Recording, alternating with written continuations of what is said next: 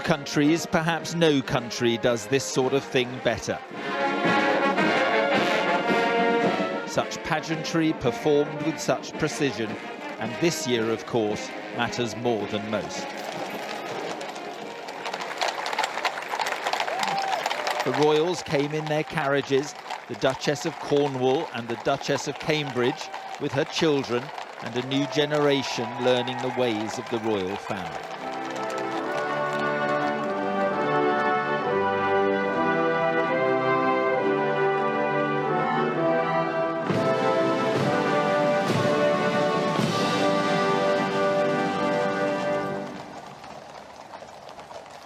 Significantly, for the first time in 70 years, at Trooping the Colour, the soldiers were marching without the Queen watching on. Prince Charles, his son and heir Prince William, and Princess Anne conducting duties for her. His Royal Highness the Prince of Wales, dressed in the uniform of Colonel of the Welsh Guards and wearing the green sash of the Order of the Thistle and the collar, which is like a chain over his shoulders, of the Order of the Garter, followed by the Duke of Cambridge, Colonel of the Irish Guards, and the Princess Royal. They will salute the colour as they pass in respect of its importance. Present arms!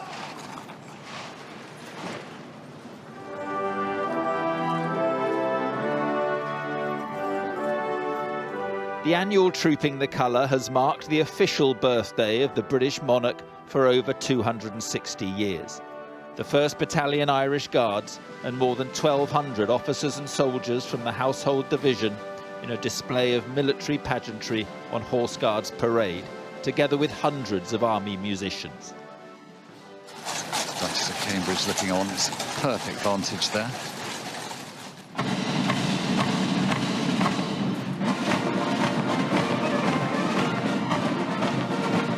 Traditional tune, the British Grenadiers. The escort for the colour moves forward. And it will turn to face directly the colour that it has the privilege of both guarding and trooping later on. Meanwhile, the mass bands do the spin wheel. One of the most extraordinary movements on parade. Every single soldier has a different set of instructions in order to adjust the band's position by 90 degrees and still have it in the right position to lead the rest of the parade. And although it looks like they'll bump into each other, they just don't.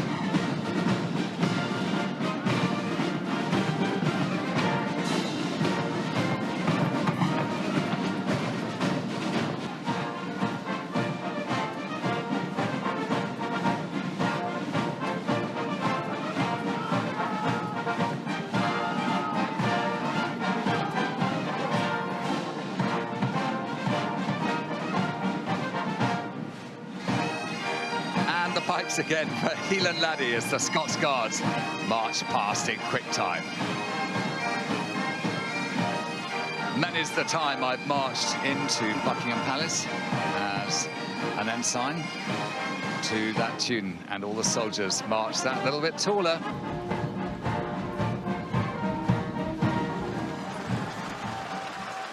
Joanna, what struck you about what we've watched unfold over the last hour or so? It's the usual thing. I mean, it's just extraordinary to see British ceremony at its very, very best. And being the daughter of a soldier, I'm always terribly proud to see the military out, absolutely. Can you think how hard it is to ride a horse and play a musical instrument and stay in line and follow orders? It's fantastic. I can't do any of those, let alone all at once. So all of them together, it's like, you know, it's like one of those. It's just sensational. And there's such a huge buzz of affection from everybody here.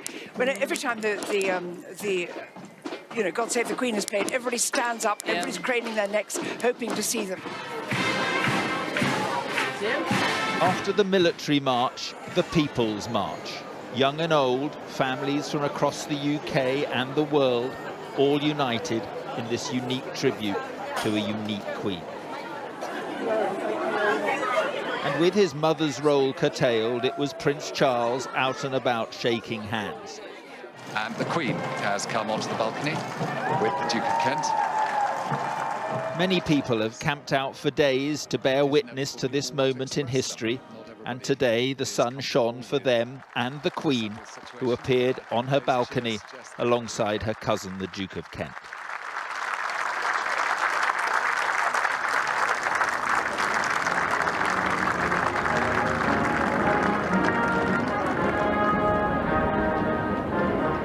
Along the Mall, the multitudes came to gather at the palace gates to say their thank yous to the only monarch the vast majority of them have ever known. And as they did so, the King's Troop Royal Horse Artillery fired an 82-gun salute. And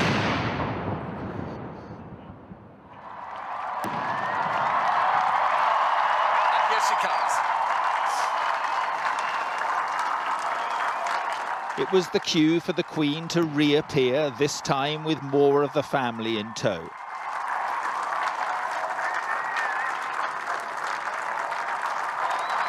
The working royals, as they like to put it.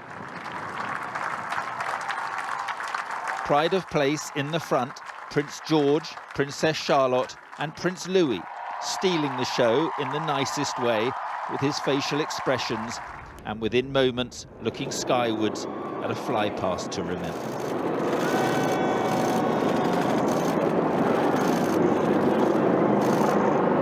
And over comes the first wave.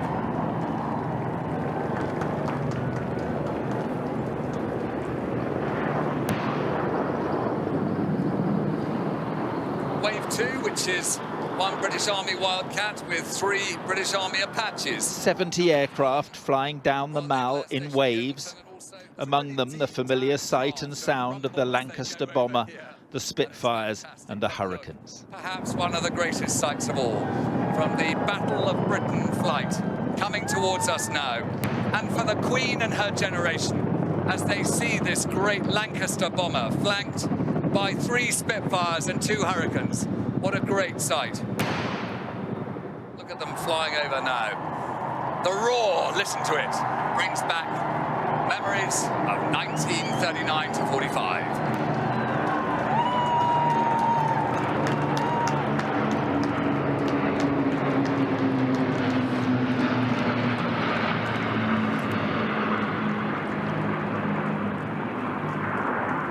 Wave 12 is 4 Hawks, attack aircraft.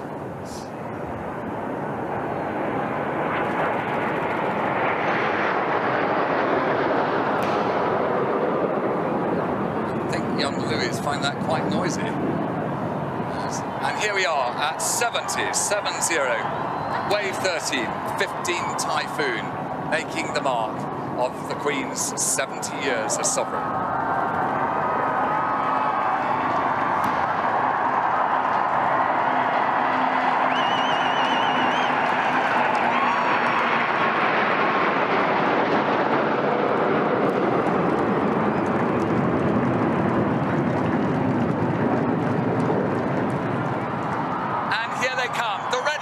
In red, white and blue, filling the sky with the great salute of the 3 national colours. The Queen, Platinum Jubilee, Commander-in-Chief.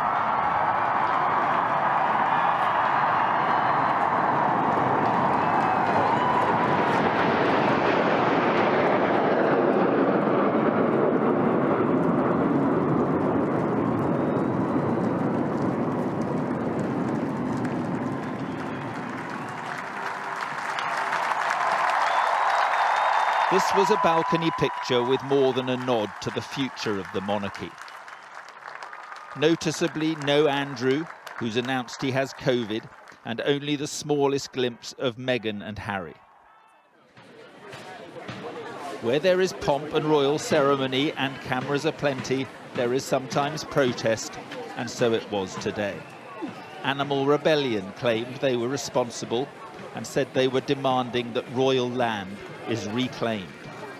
They got the attention they wanted, from the police at least. Make no mistake, this was a day of joyful celebration of a Queen still very much in control and, apart from her mobility issues, seemingly in pretty robust health. And if jubilees are a thank you from the nation, then this one is special, very special. 70 years and counting. This country is likely never to see anything like this again.